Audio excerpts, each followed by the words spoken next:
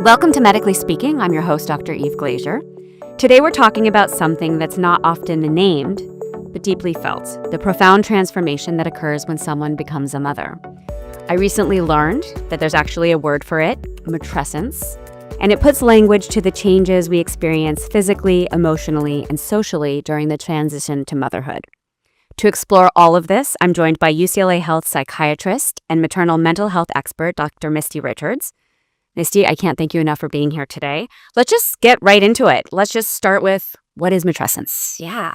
So matrescence is actually, it was coined by a medical anthropologist in 1973, of all things. And it involves like this push and pull of becoming a mother.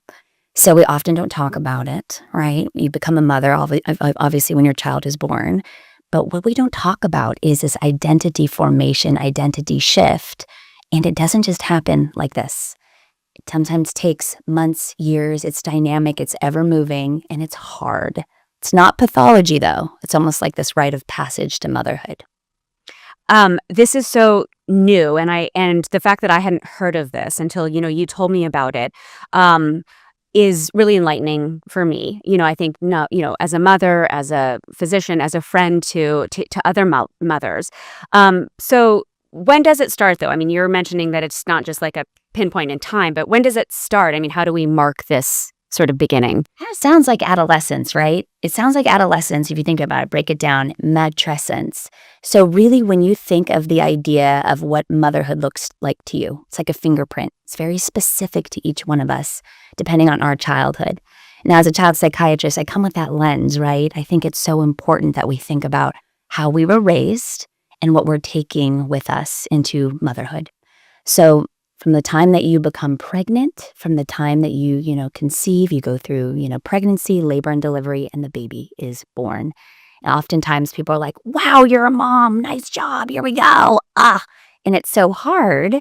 From the time that you become pregnant, this idea of becoming the mother of your wildest dreams is planted. Now, matrescence, again, is ever evolving. So it feels like this, push to stay, keep the parts of you that you really loved, and this pull from oxytocin to become the mom again of your wildest dreams. And that push and pull and that tug-of-war is where the conflict lies, where you're thinking, my gosh, what am I willing to sacrifice? And what direction am I willing to grow in? And it's a very hard concept, but when you explain it to people, they're like, my gosh, I'm going through this right now. Yeah, I mean, that brings up so much. I mean, one thing we really like to talk about on this pod is language, and so the fact that you're mentioning how people feel, I'm guessing, like that relief or just that acknowledgement of naming, this process, this transition. What have you noticed when, you bring up this word and acknowledge that with language? This is such an important point. I'm so glad you bring it up, because every time I say this, which honestly, in every patient encounter, if I have an opportunity to talk about matrescence, I will. There is such relief when they're describing just feeling conflicted. And it's almost like a confession of, this is really hard. Motherhood, I'm not sure I'm meant to do this. I don't think I'm a good mom. All these negative, cognitive distortions, and almost like confessions, and then feeling alone in that process. And so when I'm able to say, hey, it sounds like this is something called matrescence. Have you ever heard of it? It is this eureka moment. And it's one of the things I wish every provider that has touch points with mothers would think about and talk about, because it's relief. And then it's this like sense of understanding that you can see wash over them. And as a psychiatrist, there's nothing kind of more potent and powerful than that, than seeing your patient across from you feeling seen and heard.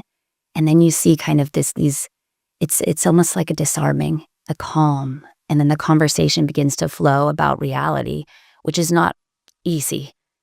Becoming a mother. It's not always like what Instagram, portrays it to be. And so it becomes this conversation about, I'm not sure that this was what I was supposed to do, and I'm not sure I'm doing it right. And let's talk about that.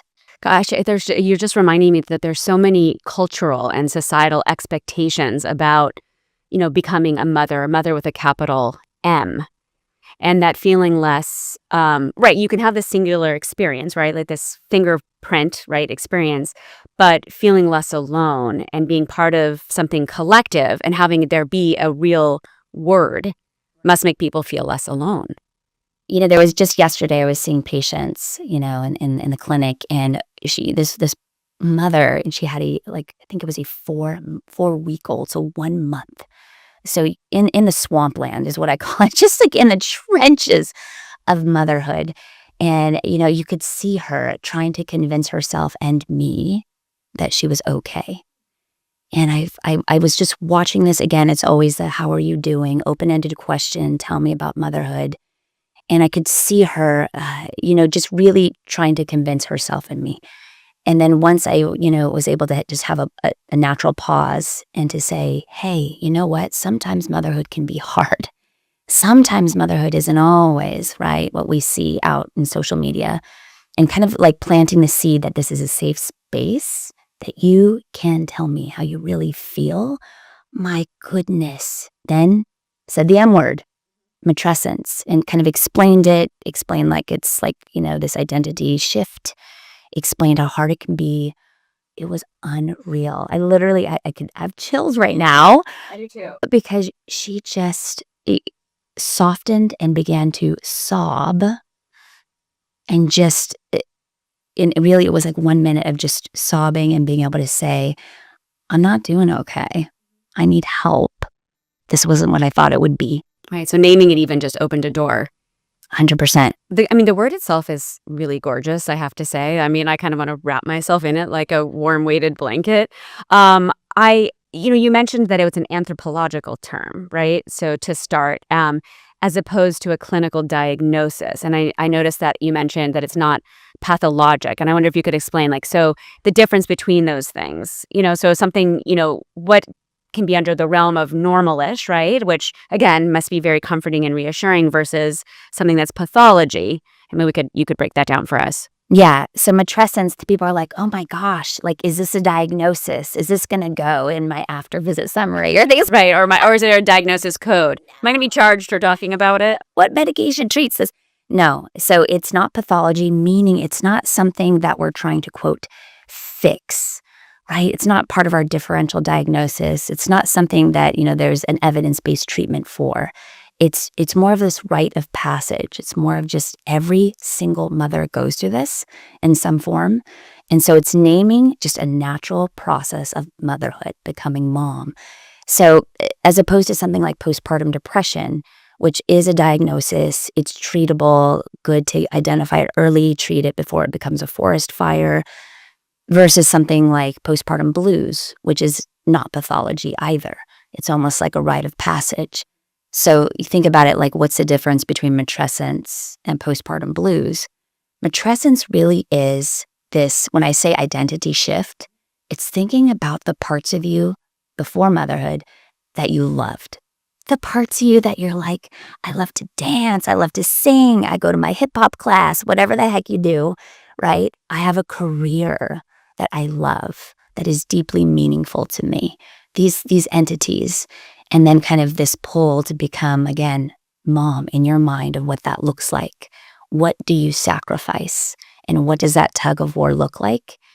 And that process is matrescence, which on some days it's beautiful. It's like, this feels balanced. I feel whole.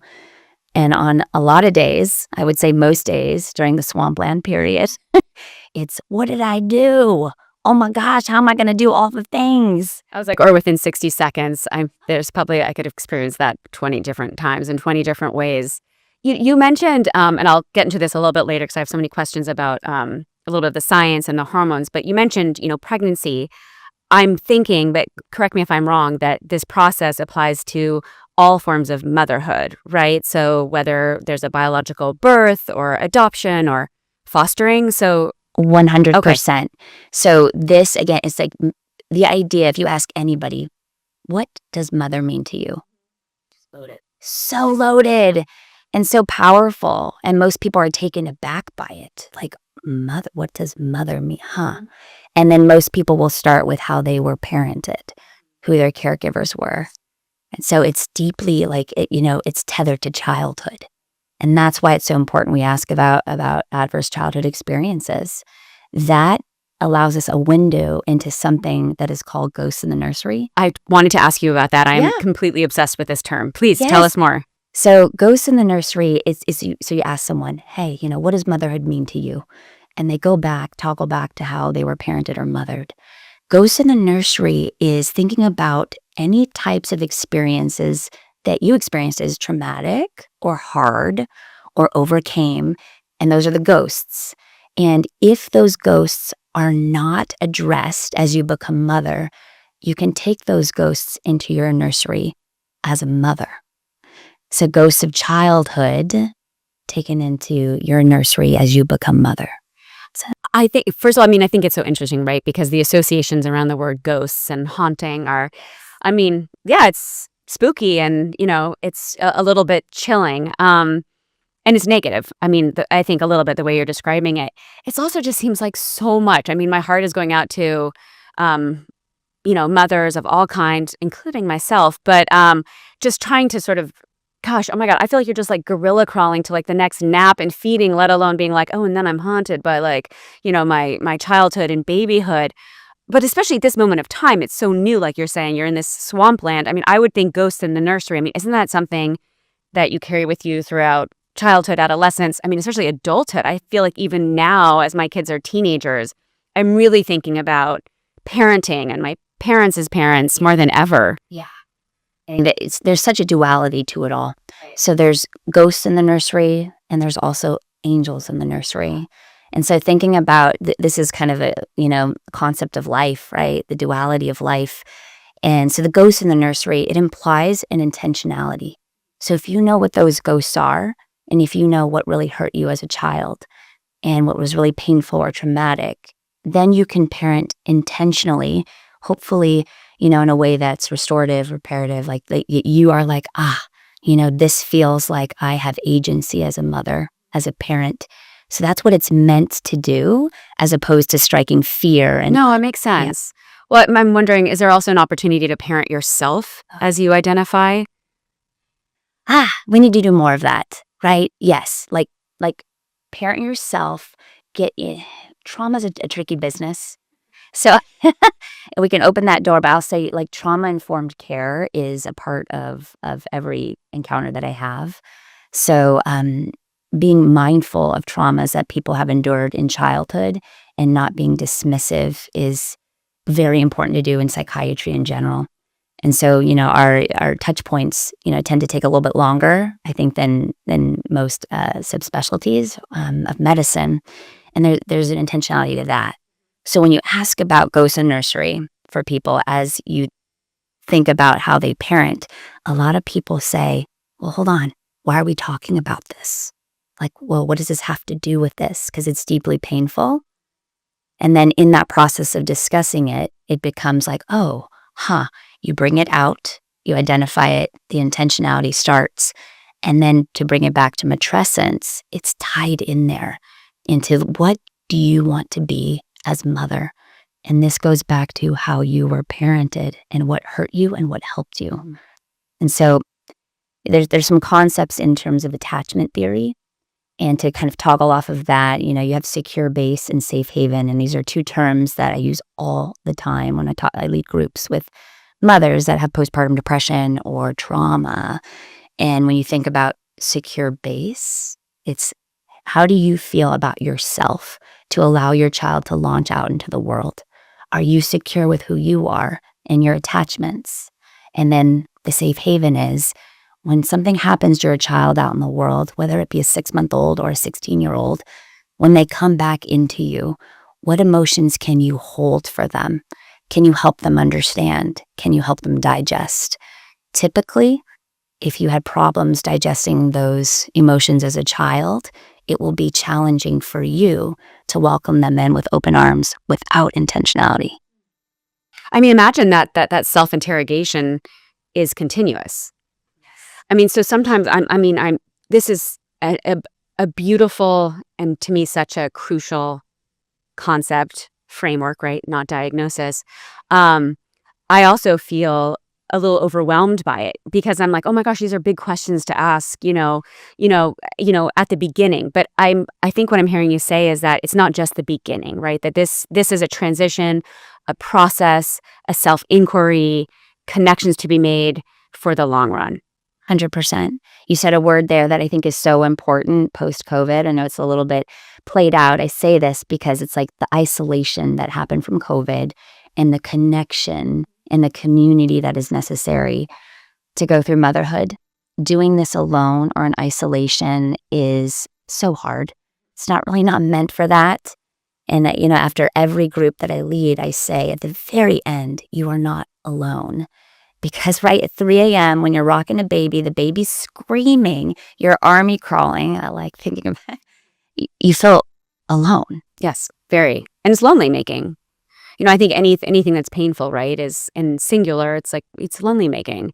So, that does bring me a little bit to, what can friends, partners, parents of these new parents, how can they help? What are specific questions or just even awareness, I think, that they can have? Sometimes I feel like scripting is very helpful because even if you know about something, it's, people are like, well, what do I actually say? Not everyone is there, just like beautifully articulate as you. I'm like, just call Misty and she'll tell you. Oh, no. Like Cyrano de Bergerac, Misty in the back, like, say this. No, there are times when I wish I had like the perfect script, but I'll say listening. Like allowing the person to just breathe and pausing, because there's such beauty in a pause. It's so hard because when you see someone you love or you care about hurting in a way or grappling with really hard entities becoming a mother, you want to jump in and talk about your experience. You want to jump in and come in, with the advice about how to do all the things that they're trying to do. We all do it. If you take a beat and just take a moment and watch them and listen and look at them, right? It allows that vulnerability to occur, right? That seed is planted, and allows them to say the thing that they're probably scared of even acknowledging to themselves, which is, this is hard. I'm not sure I can do this. I can't do this alone. I'm not meant for this. And so even in saying that, I think it feels hot to handle. And like, what do I do with that as a recipient of that? And I'll say, as a recipient, you just hold. There's a book. It's so good. There's lots of books out there. Tell us all of them. But we will link everything to these books. This is great. But there's a book. They're so comforting. Yeah, it's like The Art of Holding. Mm-hmm. And I would say like all medical providers do this, right? When you're talking about a terminal diagnosis and you're giving that to a person, or you're telling them some bad news, to hold the space and not make it about, quickly giving statistics, quickly jumping into medical facts, making it about yourself, which people tend to do when they're nervous. It's what you do, you fill the void, allowing the void to sit for a moment, hold, and then support. And it's like finding that person's frequency. So being able to attune in a way that's like, oh my gosh, it gives them, again, that word agency to feel what they're feeling. So important. And I'm guessing it's not just once, right? But allowing these spaces multiple times, right? And being, I think, attuned to those opportunities. Maybe we should title this episode Beauty of the Pause, as Misty mentioned, since sounds like Art of Holding is taken. No, I think it's true. I think as a provider, as a parent, nothing that I do but try to, fill a void.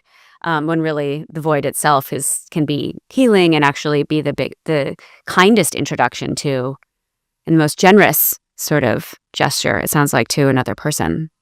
As a mother, I don't know if I'm allowed to talk about this, but I'll say, as a mother, I have a 10-year-old, and it's so funny. He was told that he's going to be the starting quarterback within 2 days' notice for a very intense game this past weekend.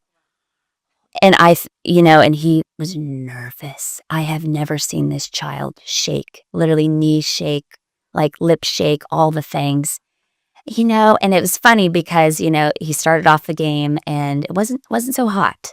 He was in his head, and I just bring this up because here I am, a child psychiatrist, right? A reproductive psychiatrist. And he's like, Mom, I can't do this. I can't do, and I had no words. I had no words. And then I was like, okay, I'm going to do the pause. I did the pause. He's like, tell me what to do. I need help. And I'm like, okay, I don't know football. Just hold the ball, do that. I'm like, and I was a blubbering mother. And so, Like, oh, let's hold space. Let's hold kinky. Kinky and Ariana. Like, I got this. We got this.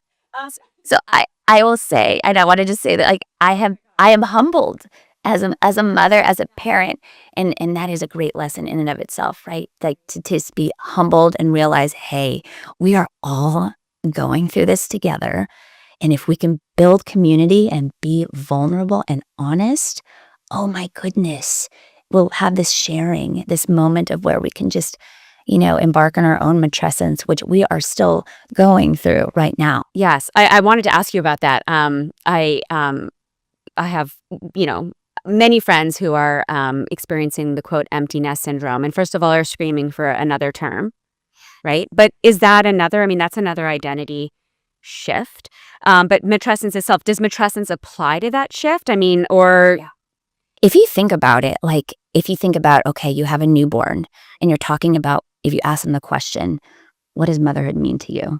First newborn, first child, they're like, I don't know which way is up. Right. And Instagram is telling me I need to lose, all the baby weight. I need to have all the best products. I need to make the food at home. I need to So like, I don't know which way's up, essentially, is kind of the theme, right? And I have traumas from my childhood that I'm not even aware of or I can't acknowledge. I'm grappling with all of this. Then you ask somebody that has, let's just say, a teenage child and their mother and say, what does motherhood mean to you now? It's going to be wildly different. Mm-hmm. And the ghosts are different. And they're still there. Yeah. So I think the moral of the story is it's a journey, and it's a long journey because matrescence doesn't have a final destination, right? It's an identity shift that is ever evolving. And then when you empty nest, it becomes, I have done this role for X amount of years. This has been my identity. Maybe taking like a 70, 30, 80, 20, 50, 50, depending on what you do for the other percentage of your time. Then all of a sudden you're like, wait, they've launched. Who am I as mother? And that is a hard thing sometimes to kind of hold and think about for yourself, because it's like, I've done this. This is who I am now. What's left? These identity questions are so interesting. And you mentioned how new mothers, might ask themselves, how do I retain these other parts of myself? And it's so interesting to me. Like, do you think that there's this cultural or societal expectation that we have to leave behind parts of our former selves? I mean, why does it have to be so binary, I guess I would ask? And, and again, would maybe even asking that question upstream of empty nest help ease that later empty nest, right? Where I guess you mentioned the word sacrifice. Like, who's telling us that we have to be sacrificing as opposed to changing? Sacrifice is a big word. And listen, culturally and societally, we use it all the time. It's a huge word. That's a loaded word, sacrifice. If you ask a new mom, like, hey, what does motherhood mean to you? It's interesting. That word comes up a lot. Like, I'm not willing to sacrifice. Here's what I hear most often. Really dramatic. I'm not willing to sacrifice my career. I'm not willing to sacrifice all that I have worked for. I think this is such a hard thing because for mothers, it's like, how about do all the things? And if you ask, you have a podcast all about that. What does it mean, like, to do all the things? Or is that the goal? Right. And sometimes I think it can mean like doing the things that, are prioritized in your life and spread them out. Right, not at the same time. If there's a moral of any story, it's like, my goodness, we can take a pause, take a breath, spread it out. Also, and even just talking to someone last week who was talking about this career that she had sacrificed for herself, like given up X, Y, and Z, multiple opportunities that she has given up to become an executive, I'll say that's a top executive, and had a child and felt like I can't bring my motherhood into this job. I can't bring who I am becoming into this kind of, I don't know, image of who I've become in my career. And trying to reconcile those things and put them together and integrate them is what she was grappling with, and that is her matrescence. I don't feel like that's an uncommon story. I feel like a lot of folks who become mother are like, okay, how can I keep this part of me that I've worked so hard for and value it while also becoming the mom that I think I need and should be to this child who needs me? So what do you think, though, can, I guess, challenge that idea that you have to sacrifice, right? That these are in conflict, right? So again, is that generational? Is it society? Is it personal? Again, all of the above, but it just bums me out, frankly, right? That because I can't imagine that with the word or feeling of sacrifice comes later other healthy feelings, right? I would be worried that if someone felt that they sacrificed, that there wouldn't be some accompanying resentment later. And so all those things I'm like, well, what can we do then upstream of that I'm going to ask this for my daughters. I want them to feel like, no, that have it all is so tired, right? But, can you do all these things you're interested at different times in your life? Can you take all the pauses? But how do we integrate that into, like, that's the expectation is that, I want to have to say to my kids, I want the assumption that you are still you and you're going to be changing and not but at the expense of an identity or of yourself, especially when identity is changing and evolving. Right. I love that. Instead of but and. Yeah. We're working towards integration. I think that's a very important word, integration. The pressure that people feel to have arrived, right? Yes. It is, that is a fierce pressure. Like everybody else is doing X. Everybody else can manage X. Why can't I? But also leaving space to figure out the what, the who, right? This process is a process of becoming. Like, what are my priorities? And what are my priorities? Not what are the world's priorities for me. I think, I talked to a lot of medical students, and it's funny because, third year, they're trying to figure out what am I going to do, what I'm going to be, what specialty, right, do I want to pursue? A lot goes into that. And it's hard because with medical students, wildly talented. They can do anything they want to do. They can do any specialty. And that's what scares me sometimes. And that's what scares me sometimes with, overachieving children. I'll say this because they can do anything.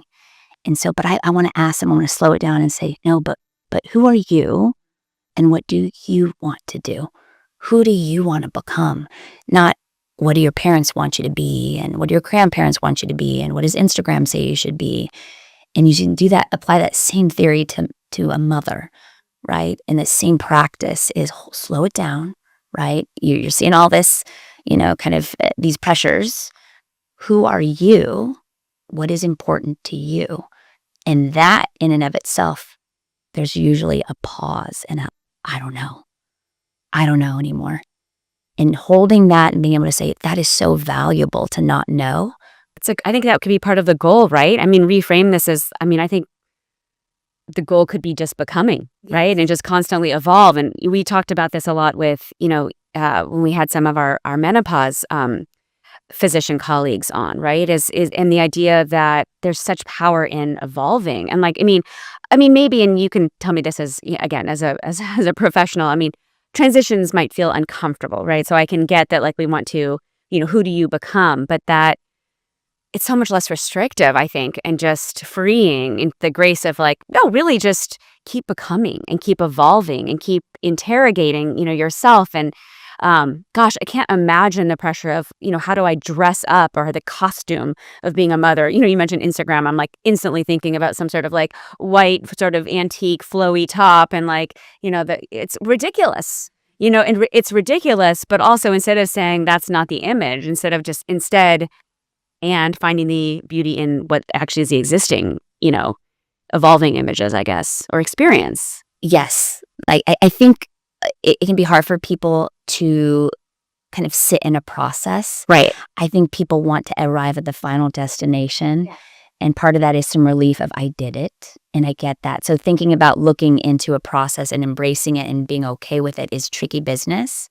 I think about it like if you're running on a treadmill or if you're running a marathon, and in the beginning you are like pumped. You're like, I am running a marathon. I signed up for this. Oops. Sure. You're like, okay. But you're like, I did this. I'm proud of this. Right. It's cool. It's an achievement. Right. And then you start off in the beginning with the sprint because you're like, yeah, I'm running a marathon. And then maybe like 6 miles in, you're like, what am I doing with my life?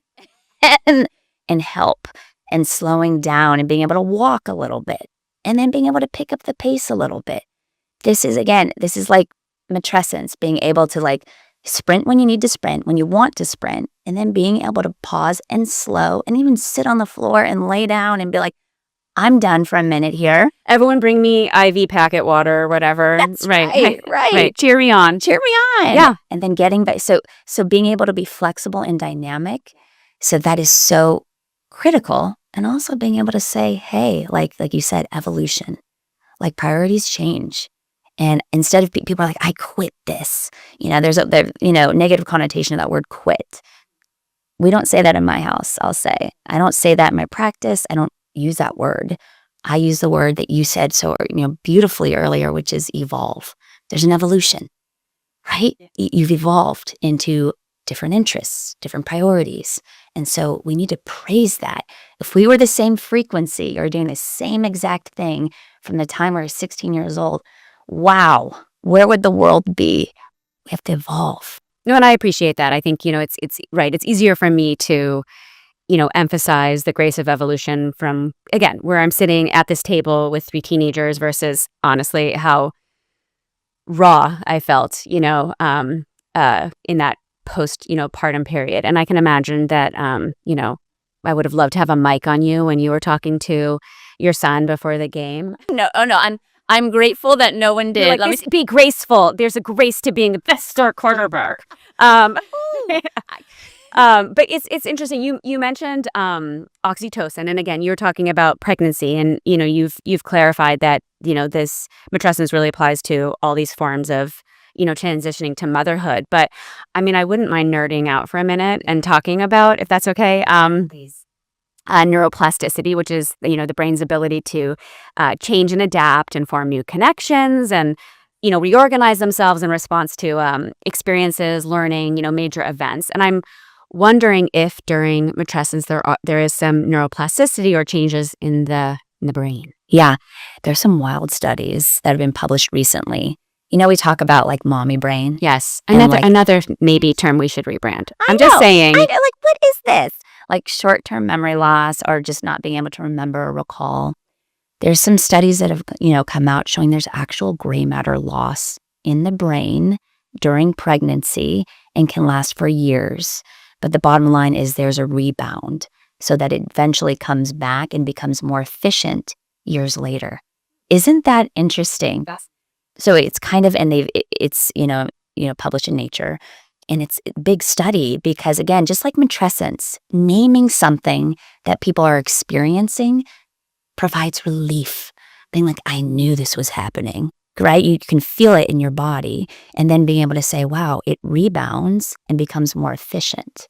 That's wild. It's wild and it makes sense. Yes. So that neuroplasticity that you're talking about, I think a lot of folks think, when you're building a baby, and you birth the baby and you're holding a baby, that nothing about that process is easy. I think we often think it's natural. You hear that a lot. Oh my gosh. Yes. Just like natural is supposed to mean easy. Again, these expectations, right? Like it's natural. But nonetheless, you're building this baby. And this is, to build a baby and build a child, it takes from you physiologically. There's even a sharing of cells between kind of mother and baby in utero. And those cells can persist years later, and the mother and the child For example, if I'm growing a child, a baby's born, baby can have my cells in their body for years to come, and I can have my baby's cells growing and living in my body. It's a wild thing. It's incredible. Yeah. But it's a reminder, right? We're these organisms, right? In these human experiences. And so then I have to assume that there's chemical, hormonal, neural interactions. This is probably what drew me to this field, to tell you the truth. Tell me. Yeah, like endocrinology and just hormones, because hormones are just more powerful than any medication I can prescribe as a psychiatrist. And if you think about all the transitions that, let's just say, a mother, a woman goes through, oh my goodness, right? You have adolescence, you have matrescence, you have perimenopause, you have menopause. Wow. I want to give women just a huge high five and say, good job, because you navigate this while doing 1,000 other things, because the expectations are that you're going to be like the bedrock or the cornerstone of your family, or, your career, whatever you're doing in your career, you will be the steady rock. So all of this to say, just like we were talking about before, expectations, it's tricky business. When you're pregnant, you have estrogen, progesterone, and this new one that's super important called allopregnanolone.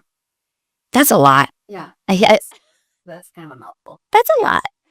Just a quick sidebar. The reason I bring up allopregnanolone is because this new FDA-approved medication for postpartum depression is kind of a derivative of allopregnanolone.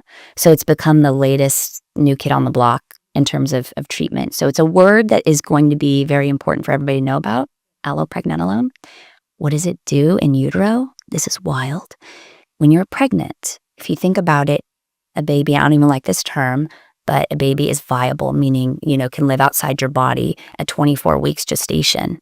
So here's what, if you have a full-grown baby, 30 weeks, let's imagine. This baby you could give birth to and would live and breathe and typically do okay outside your body.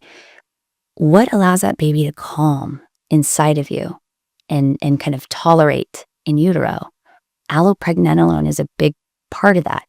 So it's a hormone that's secreted by mother. It calms baby and acts kind of like, an internal benzodiazepine. Mm-hmm. Is there come in a cream form? Yeah. Just spread it all over your body. Sorry. I'm listening. I know. Yes. It's true though.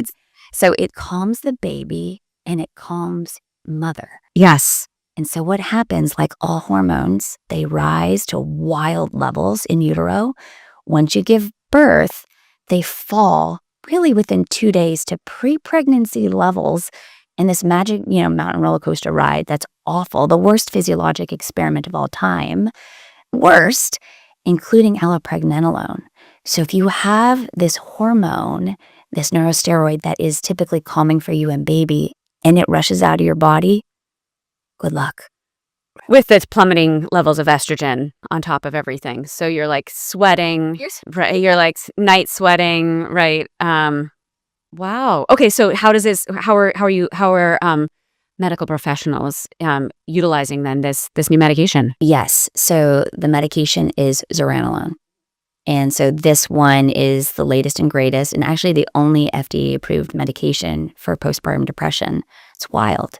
It took over the FDA approval of brexanolone, which came out in 2019 and was the one that was given via IV, costs a lot of money, and involves Right, a so not hospital accessible, stay. right. No, didn't really work. That was kind of a failed experiment.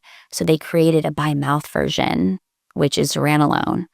And so it is a derivative of allopregnanolone. And so it works on, let's nerd out for a second, the GABA-A receptor. And so it's a positive allosteric modulator. What does that mean? It means it kind of links up with the GABA-A receptor and helps you feel calm. That's the same pathway as like benzodiazepines, like Ativan, kind of Xanax, these medications that people may have heard of. And it just brings you back to center. It brings you in a hurry. So backtrack really quick. And this is something that, we talk about the medical students is so important. It's really not the overall amount of hormone that I pay attention to in my role in reproductive psychiatry. It's the delta. Right. It's a shift from low to high and high to low.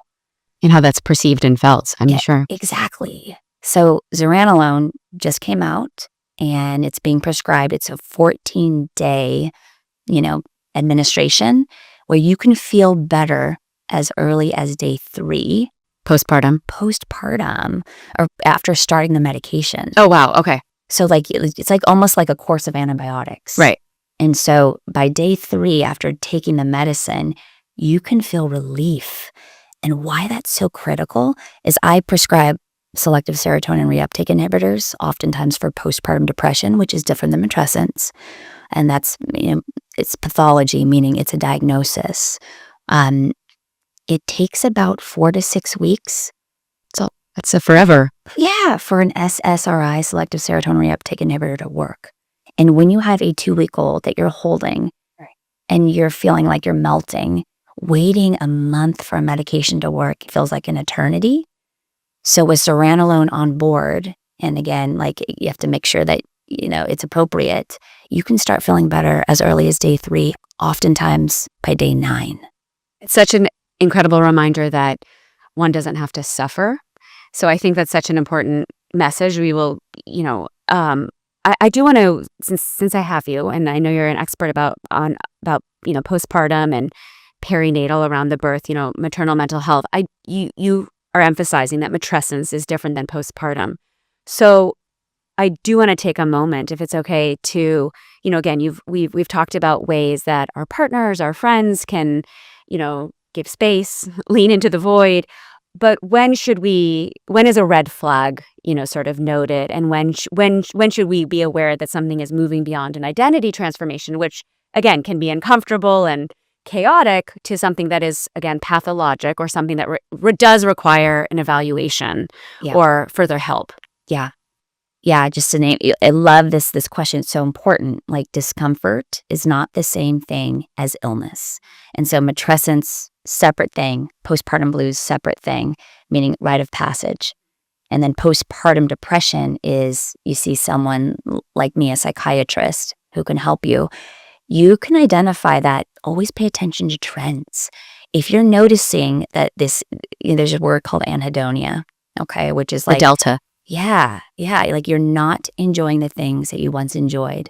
That's hard to even, people are like, I don't even do the things I once enjoyed when I have a baby and it's so small.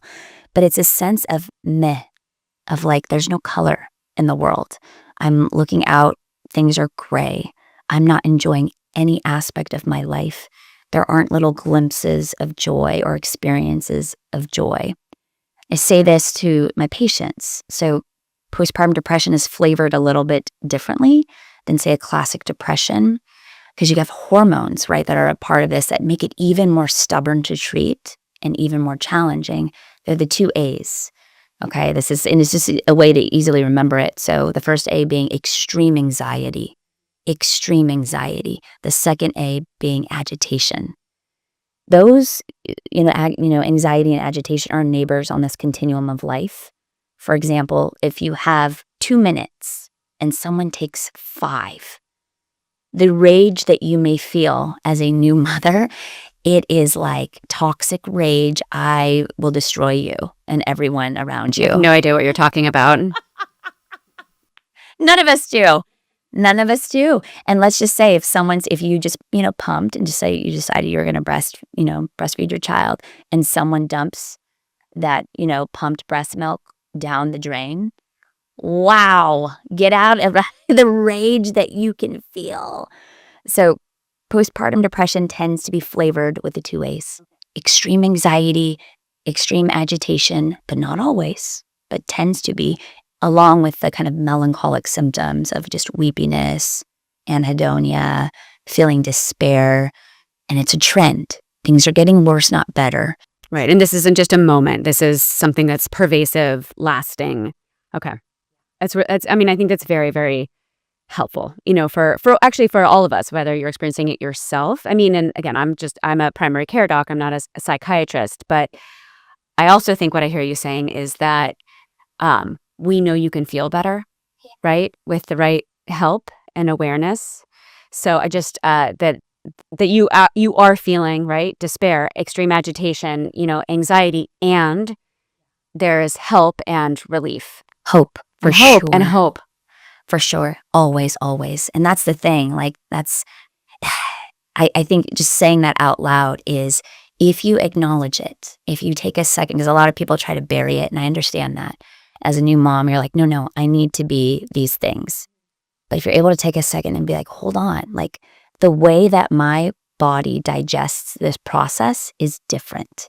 It's physiologic. The way that my body responds to this delta shift, so the shift from high to low, is different.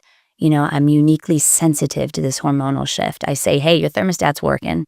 I tell him, your thermostat is working a little too well, right? And so being like, the way that my body's digesting this is different. Let me be vulnerable enough to acknowledge this. That's the tricky business. Because then vulnerability, when you're a new mother, can be tied to this, I'm inadequate. Right. Like, if I can't do this, despite this physiologic response in my body, I'm not good enough or meant to be here. More ghosts. Ghosts. Yes, ghosts in the nursery. So if you can kind of get through that, it can be really valuable because it's treatable. Yes. 100%. Treatable. Yeah. Another quick thing, just a little tidbit. It's really important. And this is for like just everybody in primary care, or everybody who has a friend, or everybody who, knows somebody who's had a baby, is you could ask them how their body responds to hormonal shifts even before pregnancy. You can go back to their menstrual cycle and ask about the luteal phase. So kind of the week before they're actually menstruating. And you can say, how does your body respond to this?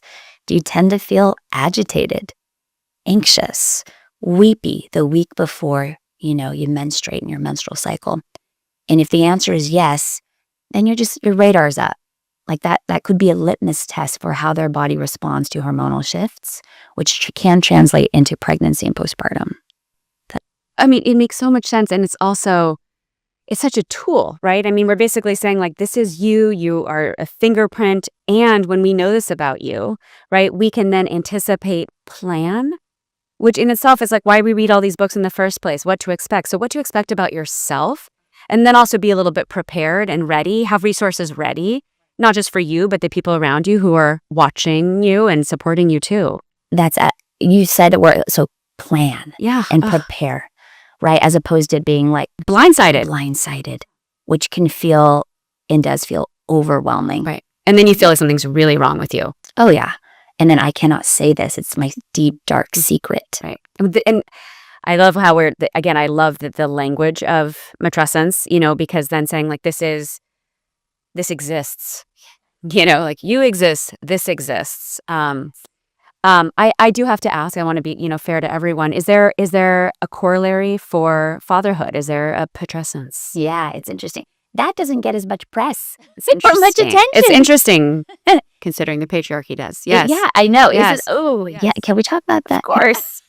This is our show. It's kind of funny, right? It is interesting, but it is an entity. It's something we don't tend to talk about very often. Just like, you can have paternal depression, like you can have, and that does exist. It's funny. Again, I'm going to tell a story really quick if I can.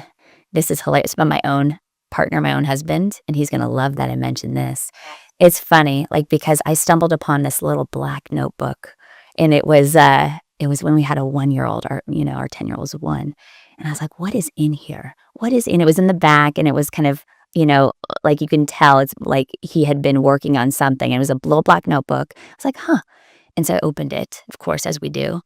I mean, I don't open medicine cabinets when I'm at people's houses. So I don't know, again, sort of what you're referring to. So I'm like, huh. And he was writing down, it was the sweetest thing and also heartbreaking, but also good for me to see of his struggles in fatherhood. And part of it was like, how am I going to show up for my son, right? How, when I feel empty, am I going to be able to fill his cup? How am I going to teach him what it means to be a strong, good man with integrity. All these thoughts, and it kind of tethered back to or toggled back to him being like, I'm not sure I'm meant to do this. And just his process, and now seeing him just even being able to be vulnerable in a notebook, which I stumbled upon, which I did have a conversation with him about a little bit later. It was so important just to honor his process. Oh my gosh, of course. I mean, so patriarchy aside, I mean, I do want to actually champion this. Gosh, it's a whole other conversation, but how great would this be if this was how we defined, right? Masculinity and fatherhood, right? So this is wonderful to hear, actually. And I do think we should be giving language to these experiences because, again, the normalizing, gosh, I would like to think that then that would inform more strength and courage and vulnerability, and that we'd all be better for it, right? As a society.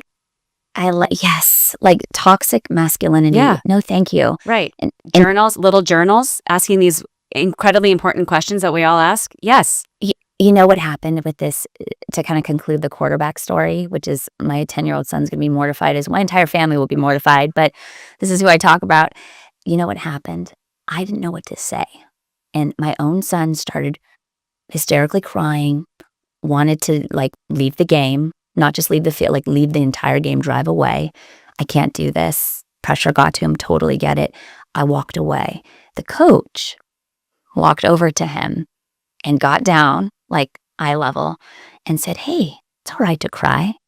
It's okay to cry. This is tough, Mason. It's okay to cry. And paused. And then I was watching, watching from a distance and being like, oh boy, right? What's going to happen here? Gives him a hug and says, let's get back out there. I got you. Misty, you're shocked by this, but this is what you do for your patients every single hour. You literally are this coach every single hour, giving them this space to hold hope, to hold sadness, confusion, despair. All of this is exactly what you do. You can't be everyone's coach. Thank gosh for this coach too. Oh my God. I was just I have goosebumps. Yeah. I'm humbled. Yeah. Because my own matrescence, every mother goes through it, is to acknowledge, hey, sometimes this isn't for me. This isn't my battle to fight. Or I don't know what to say. I need to ask for help. Yeah. And I did. I asked for help, and I was just staring and being like, please. Right. We all need a coach. Oh, 100%. It warmed my heart, really. Oh, that's so wonderful. Thank you for sharing that. Thank you, Mason. No, that's incredible. I have a few just asking for a friend questions too. I promise they're not all from me.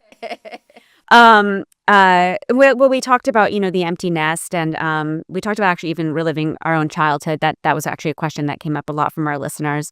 And we talked about how, your friends and partners and spouses can help or be on the lookout. But what if I have this sense of my matrescence, but I actually don't feel like my partner is understanding that I'm, going through this? How can I help them see that? Yeah. That's a really hard question. And one that comes up often is my partner and I share different values. We're not growing together, we're growing apart. And that can happen. And I'd say, open communication, critical. Little black notebooks, important. Just left for maybe someone to find. For me to stumble upon to this day. But communication, what tends to happen is, really during the first year postpartum, is I cannot acknowledge any of this, how I'm feeling or how I may be feeling about my relationship with my partner, because it's too close to home. It's something I can't fix. I have no, quote, control. These types of thoughts, right? And the more that you allow that to fester, and the more that you kind of engage in maybe routines, habits that don't serve you, and don't serve your process of matrescence or who you are as a human, and you kind of, the seeds of resentment are planted. And so that word came up before, and it's an important one. Right, the sacrificing too. The sacrificing and resentment. And the more that you kind of harbor that and hold that and allow that to grow. And how does that grow? Interestingly enough, it can grow a lot from silence. It can grow a lot from neglect. And so that's what happens sometimes in partnerships, is like a form of neglect that can grow into, this kind of resentment that ends up becoming something huge after years of neglect.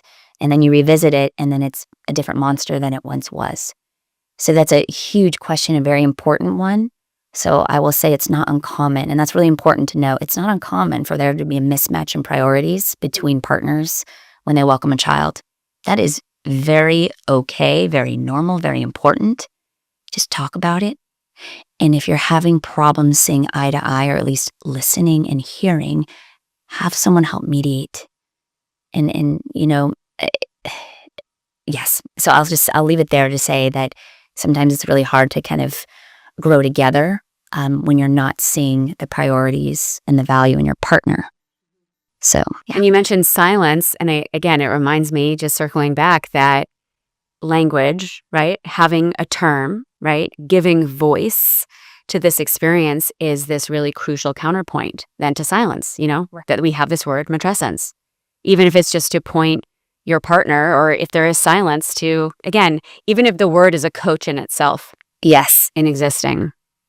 It's funny because as leading a group, and I had partners come, right, which was like a really important step. The reason I had partners come was because many of the people in the group, the mothers, were like, listen, I am trying to explain this and it is not working. Right. Yes. I'm trying to explain how I feel. I'm trying to explain my priorities as a new mother. So brought the partners because I'm like, let's just walk into the fire here. Let's have 6 partners here and let's do the thing. And it was interesting because one of the moms said it was so beautiful, and we all chuckled together. She was like, you are not respecting my matrescence. And I was like, that's right. She laid that down for you. And they're like, what is matrescence? And it was such a beautiful. I love it. You're like, and I'm going to get down on one knee and get eye level with you, and I'm going to tell you what it is. But honestly, people hear things from different people. I mean, really, so, gosh, that's so valuable. Misty, I have to ask you too. I mean, if you could put on, first of all, I can't believe how incredible you are in everything that you've said and shared with us. Just as a takeaway, if you could put a message on a billboard for mothers, fathers, especially new moms, like, what would it say? I wish it would be I love putting something. you on the spot like this. Sorry, but I know you have an answer. No, I wish it were like something wildly prolific, but it's something that I truly say at the end of every group, because it's so important, is you are not alone. You're not alone. You're not alone to everybody. Like, you can feel so alone.